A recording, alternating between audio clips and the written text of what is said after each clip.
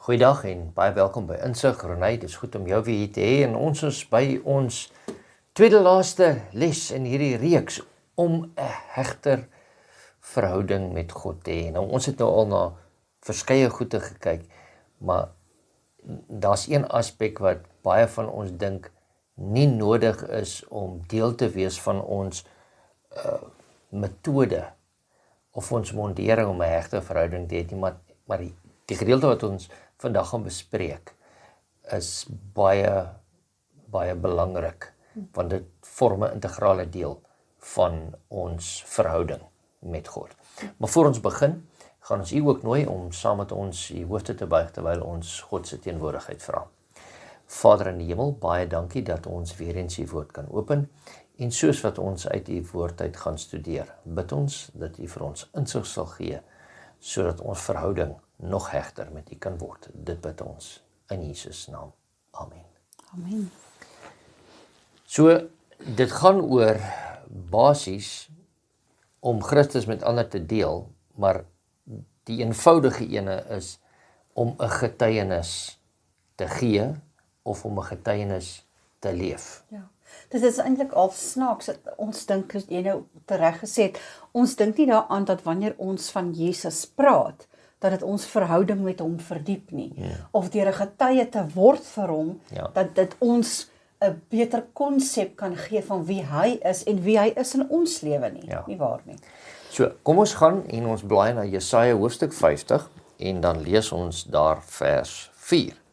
Die Here het my 'n geoefende tong gegee, dat ek kan weet om die vermoeide te verkoop met woorde. Hy wek elke môre, hy wek my oor om te hoor, soos die leerlinge. Nou, dis 'n baie interessante vers hier wat hy sê, en die eerste gedeelte wat my aandag trek is, hy gee vir my 'n geoefende tong. Met ander woorde, ek moet my tong oefen. Nie net om net baie te kan praat nie, Ja, maar ek wil eintlik net die sê- geoefende tong gaan oor om die regte ding te praat. En ons het al baie keer in die verlede gepraat van, ons moet ons woorde besprinkel soos sout, sodat ons ander na Christus toe kan trek. En hierdie een is, ons moet 'n geoefende oor, met ander woorde, behalwe dat ons gewoond eintlik daaraan moet wees, want dit moet 'n gewoonte word, soos om asem te haal, soos om enigiets te doen wat jy gewoond is om te doen elke dag sonder om te dink, moet ons ook wanneer 'n geleentheid om voordoen vir Christus kan getuig, sonder om te dink. Jy weet, een van die eerste goed wat ons kinders leer, is om te kan sê asseblief en dankie, nie waar nie. Dit is baie maklik om voor die Here te staan en permanent te sê asseblief. Asseblief Here, gee my dit, asseblief Here, kyk na my kinders, ek het dit nodig, asseblief Here, asseblief Here. Maar 'n manier om ons dankie sê vir die Here is met 'n getuienis. Dis om hardop verbaal vir ander te vertel hoe goed die Here vir ons is. Dis 'n dankbare hart wat dit doen. En daarom is dit so mooi dat in Jesaja dat ons lees dat hy sê 'n geoefende tong, en ekskuus ek gaan nou aansluit by jou, nie 'n geoefende tong om te kritiseer nie, 'n geoefende tong om te kla nie, 'n geoefende tong om alles te doen behalwe om 'n dankbare hart te betuig nie, maar hy sê veral dat ek kan weet hoe om die vermoeide te verkoop met woorde. Dit maak my eintlik half moedeloos. Ek hoor so baie, veral as ons te doen het in die geval van wanneer 'n afsterwe plaasgevind het, dat ons met ander mense in die gemeente sal praat en mense sal sê, ek weet nie wat moet ek vir daardie gesin sê nie. Ek gaan hulle maar liewer nie besoek nie, ek weet nie wat moet ek vir hulle sê nie. Hier is 'n interessante vers juis vir jou wat nie weet wat moet jy vir 'n ander persoon sê wanneer moeilikheid hulle tref nie. Jy moet na die Here toe kan gaan en jy moet leer hoe om te getuig van sy goedheid, dat jy juis die vermoeide kan verkoop. Die vermoeide is die een wat belas is, die een wat swaar kry, die een wat sy hart seer is, die een wat moeilikheid het op hierdie stadium. Die Here gebruik vir jou en vir my om ander mense aan te moedig. So aanmoediging is in werklikheid, sonder dat ek en jy dit nou besef het, 'n goddelike opdrag, want dis deur ons wat die Here ander mense se arms omhoog hou. So dis baie mooi wat jy daar sê, en ek wil nou aansluit nou die tweede gedeelte van die teks. Ons wil konsentreer op die eerste gedeelte, want ek wil nie leer nie. Maar die tweede gedeelte sê, hy wek elke môre, Met ander woorde, hy wek ons elke môre op, hy gee ons nuwe krag, nuwe geleenthede. Hy sê, hy wek my oor om te hoor soos die leerlinge. Met ander woorde, die Here wek my oor om te hoor soos die leerlinge, soos iemand wat wil leer. Met ander woorde, as ek nie in 'n situasie is om weet om iets te doen nie. Nou, in 'n werksomstandighede as ons praat van indiensopleiding. Nee? As jy nie weet wat om te doen nie, en jy stap by 'n nuwe werk in, iets wat jy moet doen, jy het nog van tevore in jou ou werk het jy geweet wat om te doen, maar hierdie nie, alles is, al het jy dit gedoen, jare sonder vriende, daar's nog altyd iets anders. So jy moet altyd saam met iemand stap, kyk wat hulle doen, en dan leer uit wat hulle doen. Ek het 'n rukkie terug, het mense by my gekom en vir my gesê, maar leraar, jy gee ons nooit geleentheid vir die ouderlinge om voor te sit by 'n kerkraad nie, hoe gaan ons ooit leer? En ek het van so my mond het oopgegaan en gesê, maar ek doen dit hoeveel keer nou al? Met ander woorde, net deur die doen, let ons nie op nie. En ons moet oplet, met ander woorde, as iemand anders 'n getuienis bring, as iemand anders van Christus getuig, moet ek nie net sê, o, dit was mooi nie. Ek moet eintlik dit gebruik om my mondering beter te maak, sodat ek ook kan getuig van iets. Sodat ek ook van die goedheid van die Here kan getuig teenoor ander. Nou ek wil net by 'n ander geleentheid inkom en sê, ek het een van my kollegas het eendag vertel, dat hy op pad kerk toe was, en hy gery het, en soos die paaie maar is, in sekere van ons stede is dit maar 'n bietjie besig, jy weet, en ek weet nie of dit met die geval is nie, met my is dit definitief die geval. Wanneer ek haastig is daar altyd mense wat rustig ry. Ons praat nie van by die spoedgrens hou nie. Rustig hou. Nou, daar is niks soos dit wat selfs my bloed laat kook. As iemand nie net na die linkerkant wil oorgaan, dat ek kan ry nie. En hierdie persoon het gery, maar weet jy wat, op die ouene van die dag, terwyl hy ry, is hier iemand voor hom, en die persoon wil nie uit die pad uit nie, en naderhand ligte gegooi, en gewys gaan uit die pad uit, en verbygegaan, en langs die persoon verbygegaan, en nog amper gevra van, weet, wat nou? En toe hierdie kollega van my, op die preeksel opklim, die eerste persoon wat hy raak sien, is hierdie persoon wat hy hierdie houding gehad het. Nou ja, ek dink ons almal het daai ondervinding, en ja, 'n mens voel jy kan in 'n gat inklim, as dit met jou gebeur. Maar hier is die hele ding, selfs ons manier van leef, selfs hoe ons interaksie met ander mense het, is 'n getuienis. Weet, ek kan net 'n ander verhaal vertel van, ek het eendag 'n probleem, daai tyd toe ons nog checks uitgeskryf het, nee, kan julle onthou van daai tyd, en die bank bel my en hulle sê vir my, nee, een van my checks is nie deurgesit nie, want hulle sê dis nie my handtekening nie. En ek is sommer op die plek kwaad, want ek meen, nou dink die mense ek is nie goed vir dit nie, en ek is in my kar, net soos ek is, en ek is by die bank in, ek wil nou hulle nou reg sien, en, ja, en toe ek by die toonbank kom, sê en ek stap vorentoe, en die dame kyk op, en sy sê vir my, goeiedag leraar. O, gits. Ek is so bly, sy het my so gegroet. Want anders sou ek, nee, anders sou ek nie 'n goeie getuie gewees nie, en dit is eintlik die ding wat ons moet besef, dat selfs ons optrede is 'n getuienis vir ander, want hulle weet wie ons is, en net so terloops, hierdie dame was nie een van my gemeentelede nie. Ja. So mense weet en hulle kyk na hoe ons optree, en dit selfs in tye wanneer dit moeilik gaan, en tye wanneer dit nie moeilik gaan nie, is 'n getuienis vir Christus. Dis 'n sensitiewe saakie wat jy so aanraak op hierdie stadium. Dit klink nie vir ons of dit enigstens nodig is om te oefen om soos 'n Christen te wees nie. 'n Mens het half so 'n idee, maar dit moet van self kom. As ek die Here ontmoet het en ek het die Here aanvaar, en ek is in die kerk elke week, Hoekom kom dit nie net van self nie? Daardie mooi karakter, daardie karakter van Jesus, hoekom kom dit nie net van self nie? Maar dit doen nie. Ons is nog steeds op die verkeerde kant van die hemel. Ja. Ons is nog steeds in die spervuur van die duiwel. Hier is nog steeds aanslag aan hierdie kant en dit gaan vir my ook tref. Om te leef vir die Here gaan 'n daaglikse oefenproses wees en ons gaan daagliks val. Maar ek dink dit is so belangrik om, wanneer ons na hierdie verse van Jesaja gekyk het, om tog te besef dat daardie konsep van 'n geoefende tong beteken dat ek 'n daadwerklike poging aanwend Ja. om te getuig van die goedheid van die Here. Het sy deur my getuienis om mense te vertel van wat als met my gebeur het en hoe die Here my gelei het, of deur die getuienis van my leefstyl waarin ek optree, leef, praat en dink soos iemand wat 'n verlosser aanbid, nie waar nie? Ja. So ek dink dit is nogal 'n redelike goeie afskop gewees vir vandag se praatjie is dit gaan oefening verg om hierdie ding te doen, maar dit is 'n belangrike konsep van daardie behoefte wat ons in ons hart het om nader aan die Here te leef. Maar, hierdie het ek ook al baie gehoor, leraar, dis vir julle, nie vir ons nie. Ek is nie 'n predikant nie.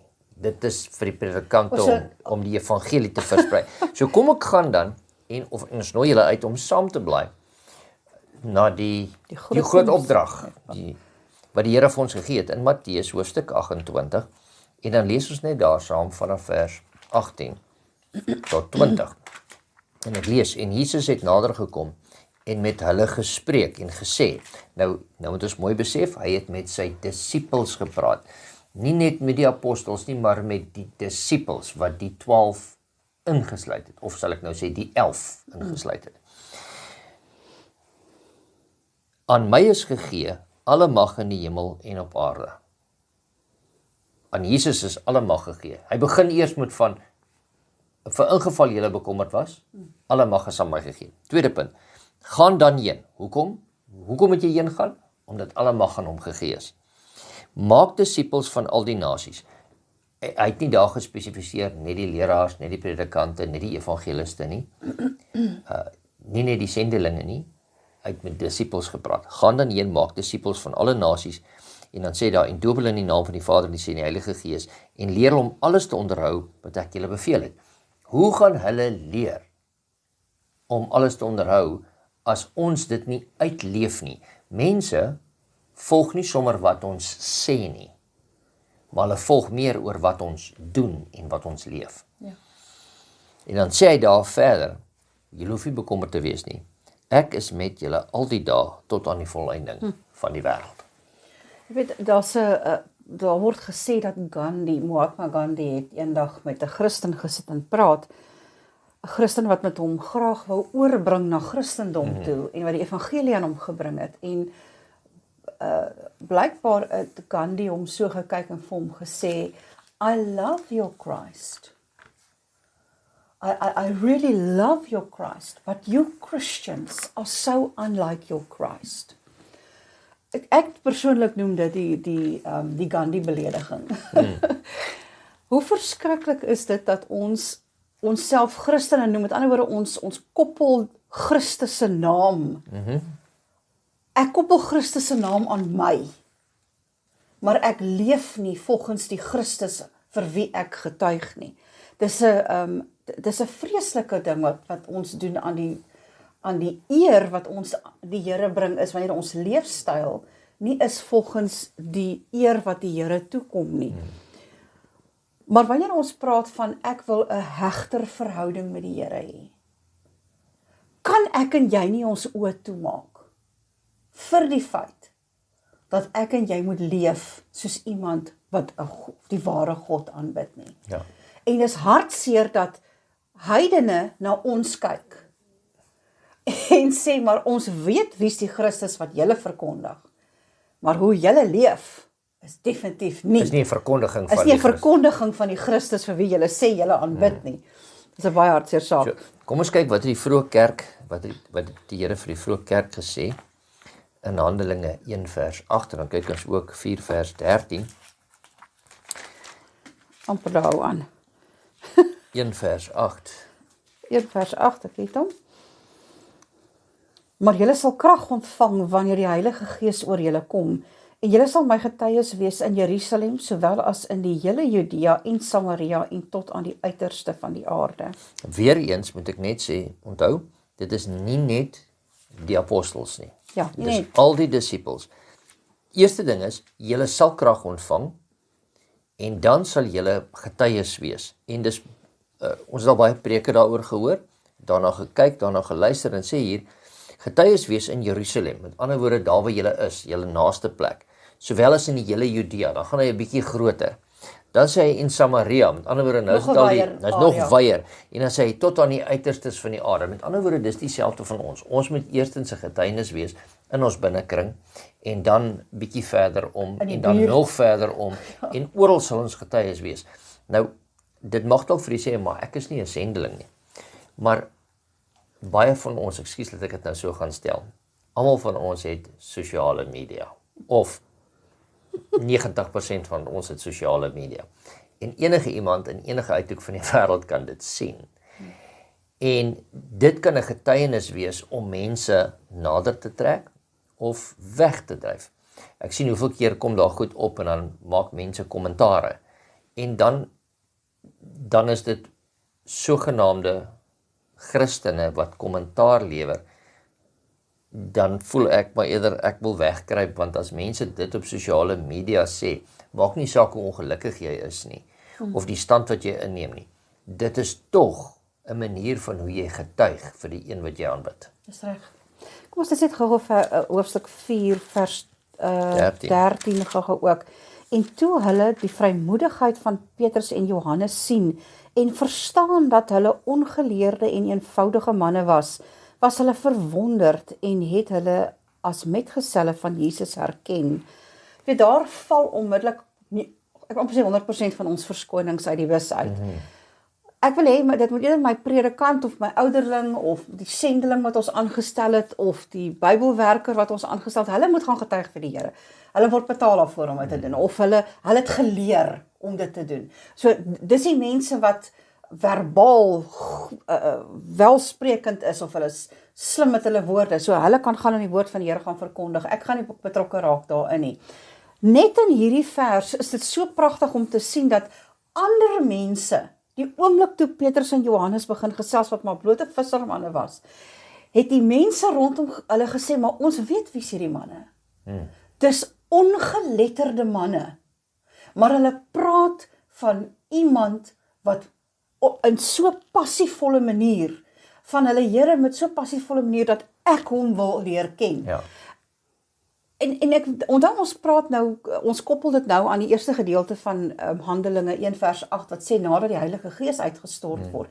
Nou, jy weet, ek het nou ook, hoeveel keer dit nou al gehoor het, mense sê, maar ons wag vir die laatreën. Ons gaan wag tot die Heilige uitstorting van die Heilige Gees. Uitstorting van die Heilige Gees. Dan gaan 'n groot globale uitstorting van die Heilige Gees kom. Dan moet julle nou vir my sien, hoor? Dan gaan julle nou sien hoe staan ek nou vir die Here en hoe gaan ek vir hom getuig. Ek dink ons maak 'n baie groot fout.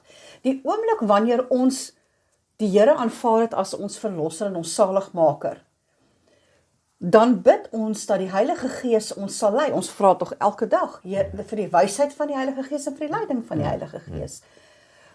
Het ons ook nou vergeet dat saam met die Heilige Gees kom die opdrag van Matteus, gaan na elke stamtaal, volk en nasie. Ja. So wat ek nodig het om te getuig vir die Here, sal ek ontvang. Ons maak net die fout om te dink dat ek verskriklik geletterd moet wees, of dat ek verskriklike Bybelstudies moet kan gee. Die Here sê, gaan vertel ander wat ek vir jou gedoen het.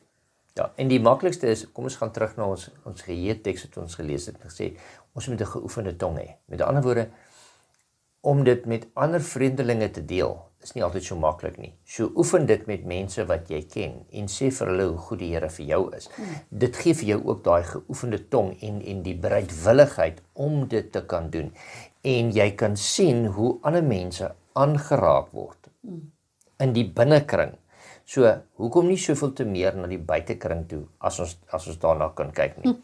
En dan kom dit verder uit, soos ons hier gesien het in Handelinge, en dit is Petrus en Johannes wat net gesê het, toe die skrifgeleerdes, fariseërs vir hulle sê, maar julle moet nou ophou om te praat, toe sê hulle in vers 20, want vir ons is dit onmoontlik om nie te spreek oor wat ons gesien en gehoor het nie. Is dit ook vir ons onmoontlik om stil te bly van die goedheid van die Here? Of is ons net dankbaar en spreek dit net uit waar ons in die kerk is? Ja. Of spreek ons dit oral uit? Nou, ek sê nie, ons moet met die Bybel onder die arm loop nie. En soos die ou mense gesê het, dweep nie. Maar wat ek sê is, wat ons moet doen is, as ons 'n geleentheid kry, kom ek vat nou 'n voorbeeld. Ons almal loop na mekaar toe, en as ons mekaar sien, dan sê ons, hoe gaan dit? Goed, dankie en jy, of goed, dankie, ek kan nie kla nie. Dit is 'n goeie manier om te antwoord, maar net in daai geleentheid, wat ons elke dag by elke persoon kry, kan ons dit reeds gebruik. Ons het 'n persoon gehad wat jare terug altyd gesê het, as jy vir hom gevra het, hoe gaan dit, dan sê hy vir jou, die meester is op sy troon. Dis pragtig. I mean, mense kan vir jou vra, wat bedoel jy? Maar jy gee dadelik eer in die Here. Met ander woorde, maak nie saak van die omstandighede waarin ek is nie. Die meester is op sy troon. Dalk moet ons 'n bietjie anders te net begin antwoord, net in die goeiemôre sê. Dis reg. En dan sal ons 'n getuienis vir die Here wees. Ek moet weer teruggaan na Jesaja se teksvers wat ons gelees het, wat sê, daai geoefening word gebruik om die vermoeides te verkoop. Kan ek net vra, net in die dag van gister, met hoeveel mense het jy te doen gekry wat kla, wat moedeloos is, wat moeg is, wat gefrustreerd is? Hoe het jy hulle gehanteer? Was jy die een wat die klagtes nog sommer verder, nog meer klagtes gemaak het deur van jou eie by te las? Was jy die een wat die kritiek ook verder uitgebrei het, dat daar sommer nog meer kritiek gegee word? Of was jy die een wat gekom het, wat die geoefende tong het, om daardie vermoeides te verkoop met 'n positiewe woord, met 'n aanmoedigende woord? Hier is my vraag eintlik nou in eenvoud. Wanneer laas is iemand na jou toe gekom het met 'n klagte, of 'n frustrasie, of 'n seer hart, was jy die een wat die aanmoediging gedoen het? Of het jy net verder die saak verdonker? Weet, dit word deesdae, dis amper soos 'n sport. Ons kompeteer in klagtes. Ek gaan vir jou vertel hoe sleg gaan dit met my, dan gaan hulle vir jou vertel hoe sleg gaan dit met hulle, en ons begin later kompeteer om te kyk, wie het nou die meeste uitdagings. Een van ons moet ergens met ons hierdie aaklige siklus breek, deur die een te wees wat die positiwiteit bring na die tafel toe. Sê. En hier is die ander ding dan. Weet, baie keer wil ons dit misverstaan, dat 'n getuienis en om iemand anders te oortuig van, kom ons sê, Bybelwaarhede. Daar's 'n groot verskil tussen die twee. Want om te getuig vir Christus is om van sy goeie nuus te vertel vir wat hy vir jou gedoen het. Nie om heeltyd vir iemand anders te probeer vertel waarin jy glo en hoe verkeerd hulle is nie. Doktrines vir hulle te bring, met ander woorde. En as ek nou gaan na Matteus 9 toe, hierdie is een van die tekste net voordat ons in die bediening ingeroep is, wat na ons toe gekom het, en ek het eintlik hierdie teksvers met een van my leraars gedeel, en nie gedink dit gaan op die tweede gedeelte val nie, want ek wou net gekonsentreer het op vers 36, 9 vers 36, so kom ons lees dit saam, Matteus 9 vers 36, en sê, en toe hy die skare sien, dis Christus, het hy innig jammer gevoel vir hulle, omdat hulle moeg en uitgeput was, soos skape wat geen herder het nie. Gee ons om vir mense, en gee ons vir hulle moed, terwyl hulle moeg is, en hulle nie weet om herwaarts of derwaarts te gaan nie. Of probeer ons net vir hulle van die moeds en die moenies te vertel. En ek dink, Christus het hier gekom en hy het gesê, maar soos wat ek die voorbeeld gestel het, so moet julle ook doen. Julle moet ook innig jammer voel vir hulle. En dan sal ons empatie met mense hê en hulle daarvolgens begin behandel. Ek wonder of ons nie tog skuldig is daaraan dat ons die getuienis vir die Here uitermate wil kompliseer nie. Om te getuig van die Here is net om 'n goeie mens te wees en om te gee vir ander. Opreg om te gee vir ander. En om opreg vir die Here te vra, gee my iemand vir wie ek kan aanmoedig op hierdie stadium. Dis een van die mooiste verse, is Matteus 9 vers 36 vir my, waar die Here sê, hy het innig jammer vir hulle gevoel, omdat hulle was soos skape wat nie 'n herder het nie, verstrooi deur hierdie wêreld. Besef ek en jy dat iemand wat die Here nie ken nie en wat sy vertroue nie in die Here is nie, is soos verstrooide skape wat doelloos rondwandel en niemand het na wie toe hulle kan gaan en sê, help my, ek het u hulp nodig nie. Om te getuig beteken jy bring iemand na die plek toe waar hulle die Here so leer vertrou, dat hulle na die Here toe, nie na jou toe kom nie, dat hulle na die Here toe kom, vir wat hulle nodig het, vir wanneer hulle met iemand moet gesels.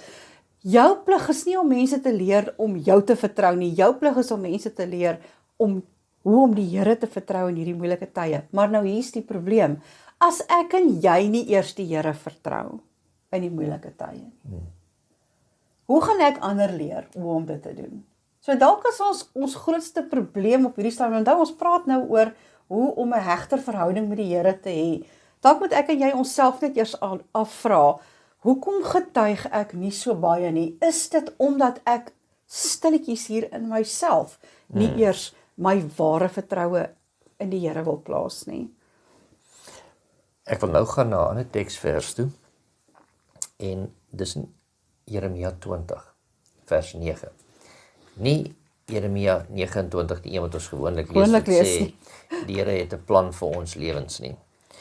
En as ek kyk na die middelste gedeelte van hierdie vers, Jeremia gaan hier deur moeilikheid, hy word deur die priester, word hy nadelig behandel, wat ook al die situasie is. In vers 9 sê hy, ek sal aan hom nie dink nie, en in sy naam, nou die naam is hoofletter, nie meer spreek nie, dan word dit in my soos 'n brandende vuur. En ek wil net na daai gedeelte is, en kyk en sê, maar, is dit wat Christus vir my gedoen het, soos 'n brandende vuur in my lewe? Dat ek nie kan stil bly daaroor nie. Jy kan stil bly, en is soos 'n vuur, en ons almal weet, nie, as 'n vuurtjie, as jy hom nie suurstof gee nie, dan gaan hy dood. Maar sodra jy hom weer 'n bietjie suurstof gee, as jy hom so 'n bietjie aanblaas, of as jy 'n openingkie maak en dan kom 'n trekkie deur, dan begin hy weer vlam vat. Is dit wat Christus vir ons gedoen het, soos 'n vuur wat binne in ons brand, dat ons dit nie net kan inhou en dit kan toehou nie. Dit moet uitkom. Dit moet verder brand as dit. En dis vir my die mooi wat hier uitkom. Hy sê, ek kan nie stil bly nie. Dit moet uitkom. As ek en jy nie bereid is om te praat nie, oor die goedheid van Christus teenoor ander nie, te praat en te leef nou nie, en dit vir ander te wys nie, is dat dan werklik 'n brandende vuur in ons? Tja. Dis net die vraag wat ons moet vra. Is daar dan 'n brandende vuur? Wat 'n vraag. Ja. So ons kan Christus met ander deel, en miskien moet ons gaan kyk na 1 Petrus 3 vanaf vers 8 tot 15. 1 Petrus hoofstuk 3. Nou ek weet as ek in my Bybel blaai, hierdie ou ene wat al so baie tyd deurgegaan het, dan sukkel ek om ook daarby uit te kom. 1 Petrus hoofstuk 3. En daar lees ons vanaf vers 8 af, en dis 'n hele paar verse tot 15. Ek wonder of ons lees. En eindelik, wees almal eensgesind, medelyend, vol broederliefde en ontferming, vriendelik, vergeld geen kwaad met kwaad of skelwoorde met skelwoorde nie, maar seën inteendeel, totdat julle weet dat julle hiertoe geroep is, sodat julle seën kan beerwe. Want wie die lewe wil lief hê en goeie dae wil sien, moet sy tong bewaar vir wat verkeerd is, en sy lippe, dat hulle geen bedrog spreek nie. Hy moet afwyk van wat verkeerd is, en doen wat goed is. Hy moet vrede soek en dit najaag. Want die oë van die Here is op die regverdiges, en sy ore is tot op hulle gebed, maar die aangesig van die Here is teen die kwaaddoeners. En wie is dit wat julle kwaad sal aandoen, as julle navolgers is van die goeie? Maar as julle ook moet ly, ter wille van die geregtigheid, salig is julle, en vrees hulle glad nie, en wees nie ontsteld nie. Maar heilig die Here God in julle harte en wees altyd bereid om verantwoording te doen aan elkeen wat van julle rekenskap eis, omtrent die hoop wat in julle is, met sagmoedigheid en vrees. Met ander woorde, kom ons begin sommer by die laaste gedeelte van wat ons nou gelees het. Dit sê hier, ons moet altyd bereid wees om verantwoording te doen aan elkeen wat rekenskap vereis van ons. Van hoekom glo jy so? Hoekom tree jy so op? Hoekom doen jy dit? Met ander woorde, dit kom ons terug na daai eerste vers wat ons gelees en sê, geoefende tonge. Sodat ons kan rekenskap gee. En dit beteken nie hierdie rekenskap gee, ons moet nou teksverse en 'n Bybelstudie van 'n uur lank vir mense kan gee nie. Ons moet net kan vertel van hoekom God goed is vir ons. Want die meeste mense se brille is vuil. Hulle kan nie sien die goedheid van God wat in hulle lewens plaasvind nie. Ek wil dalk net so 'n bietjie ander uitkyk hier op hierdie teksvers. Dit sê spesifiek jy moet kan rekenskap gee vir elkeen wat by jou wil weet, waar kry jy jou hoop? As mense na jou kyk, sien hulle 'n mens vol hoop? Of is jy so negatief dat wanneer jy by die deur instap dat mense hulle oë rol en eerder uitklop want hier kom die klaakous alweer? Of hoe hier kom die doemprofeet. Die doemprofeet alweer, of hier kom die een wat niks goeds van enige iemand anders kan sê nie. Niemand wil in so mense teenwoordigheid wees nie, behalwe die wat ook hou van kla. Hierdie teksvers sê, daar moet 'n hoop in jou brand, wat juist die wat Jesaja van praat, wat sê wat net te neergedruk is en moedeloos is, hulle moet na jou kan kyk en jou hoop sien en hulle self wonder, hoe bly hierdie mens so vol hoop in hierdie moeilike lewe? En dan gaan hulle vir jou kom vra, waar kom jy daaraan? Hoe bly jy so hoopvol?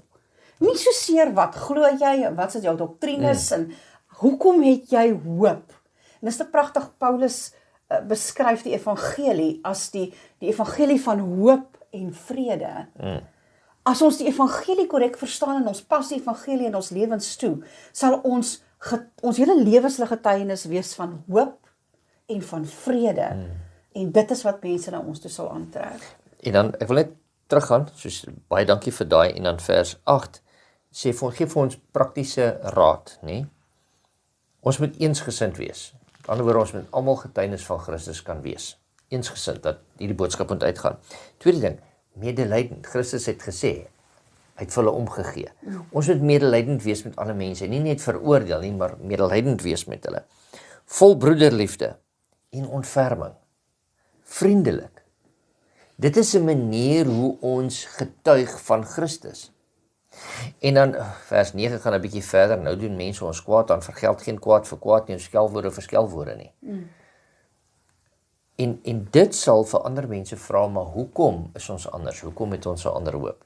So daar's sekere maniere oor hoe ons met ander kan optree. Nou dis baie maklik om altyd miskien teen iemand buitekant my huisgesin te kan optree en vriendelik te kan wees. Jy weet, dit is mos maklik om wanneer ons kerk toe te gaan altyd vriendelik te wees. Geseënde dag vir u, liefde van die Here en altyd met 'n smile. Maar ek het nou net op my huisgesin geskree in die kar toe ons hiernatoe gery het. En dit is wat dit op neerkom, dat ons orals vir almal daai getuienis moet kan gee.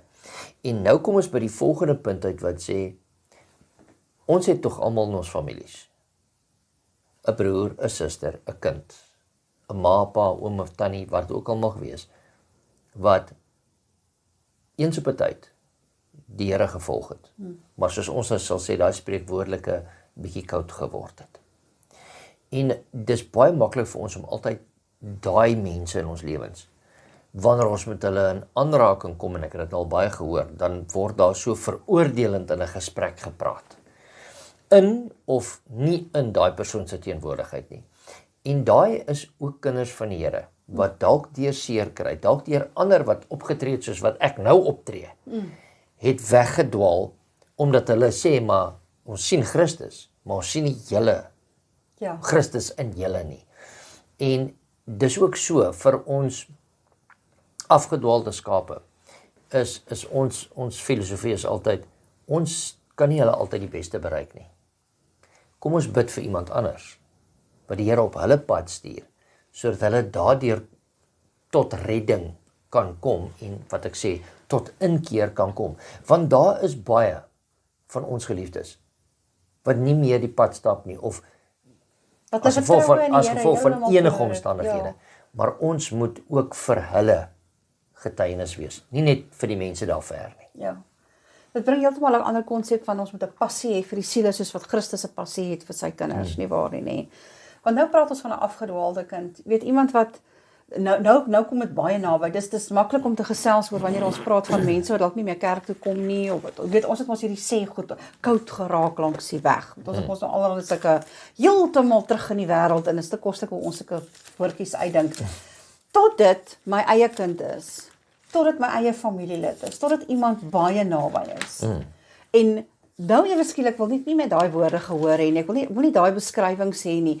Nou soek ek naarstiglik na iemand wat kan kom uitreik na my geliefde toe.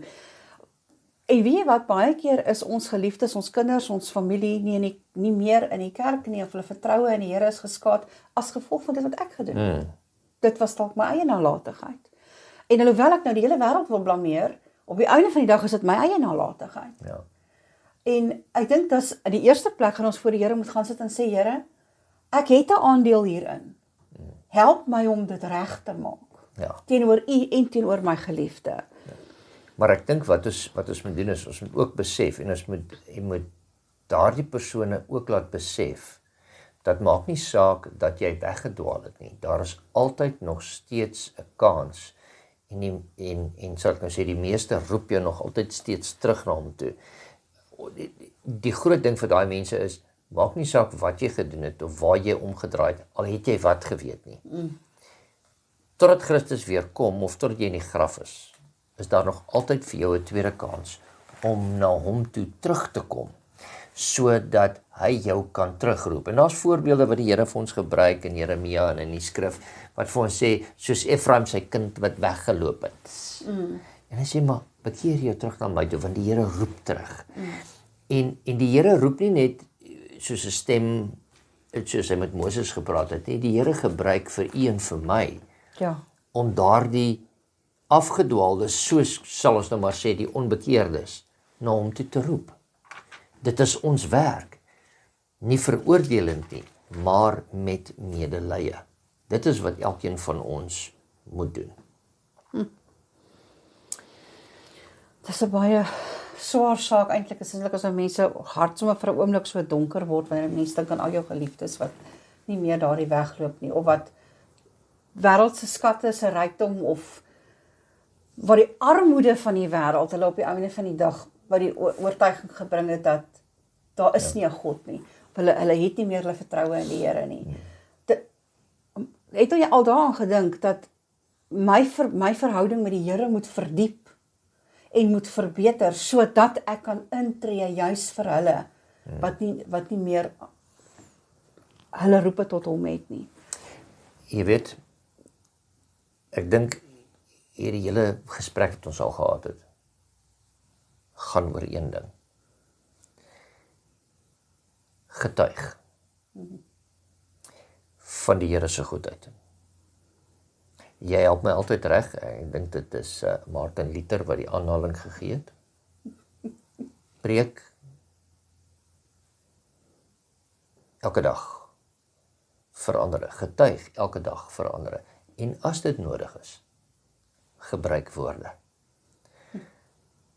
Ons moet woorde kan gebruik, maar ons dade spreek boekdele van in wie ons glo,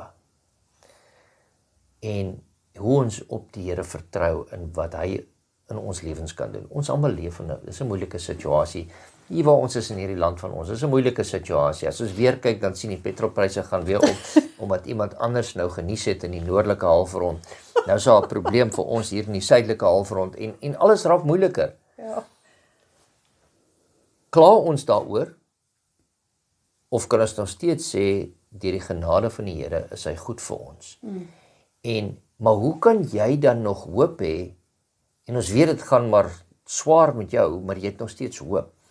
En deur daai klein dingetjies om positief te bly, kan ons vir ander getuig en dan 'n deur oopmaak vir die Heilige Gees om met elkeen van die mense met wie ons in aanraking kom, te kan werk. Hier is net een ander ding, laaste ding, ek het dit al gesê van tevore, onthou net, u persoonlik is in 'n sekere kring waar u sekere mense kan beïnvloed en in aanraking mee kom. Wat u predikant en die ouderling en die diaken nooit meer in aanraking sal kom nie. En dit is u plig om u lig te laat skyn waar u is, u getuienis te laat skyn waar u is, om wie ook al nader na die Here toe te kan trek. Dan nog 'n laaste gedagte van jou kant af. Ek wil so praktiese raad net vinnig gee. Getuienis is baie keer net 'n teenwoordigheid.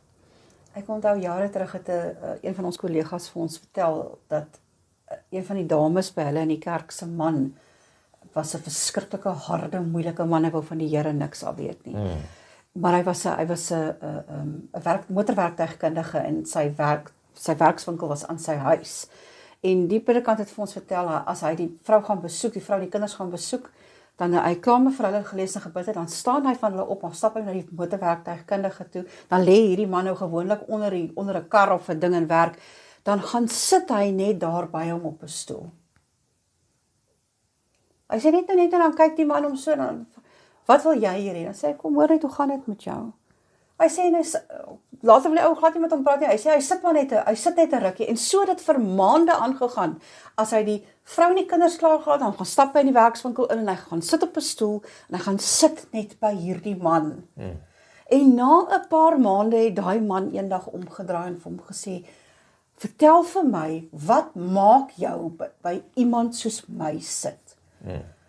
Ons dink dat ons getuienisse moet iets wonderbaarliks wees, stuk van tevore gesê het, vreeslike woorde.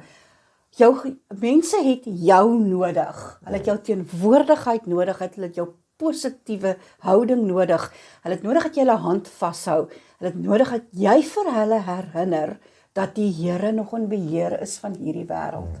En die manier hoe jy vir hulle omgee, gaan die manier wees hoe hulle die Here verstaan. Amen. So, as ons vir u vandag in hierdie gedeelte kan aanmoedig, gaan net uit en wees Jesus vir iemand.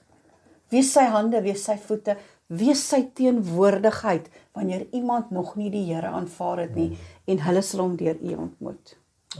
Baie dankie, dit is 'n baie mooi manier om dit af te sluit, en 'n baie goeie uitdaging vir elkeen van ons. Bernice, jy vir ons afsluit met 'n gebed. Kom ons bid saam. Here, baie dankie dat u aan ons as mensdom dit toevertrou het, om ander van u te leer. Here, ons weet nie hoe nie, ons het so soms 'n skewe beeld wat ons bring van u, en Here, ons smeek u net om genade, en ons vra om vergifnis, Here, daar waar ons 'n skewe beeld van ons meester bring. Maar Here, gee asseblief dat die Heilige Gees oor ons sal kom.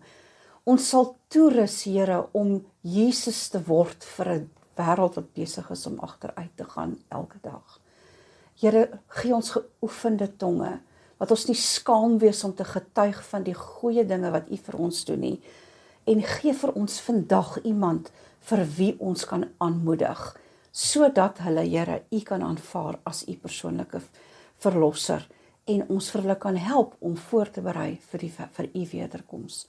Ons vra dit in u naam. Amen. Amen.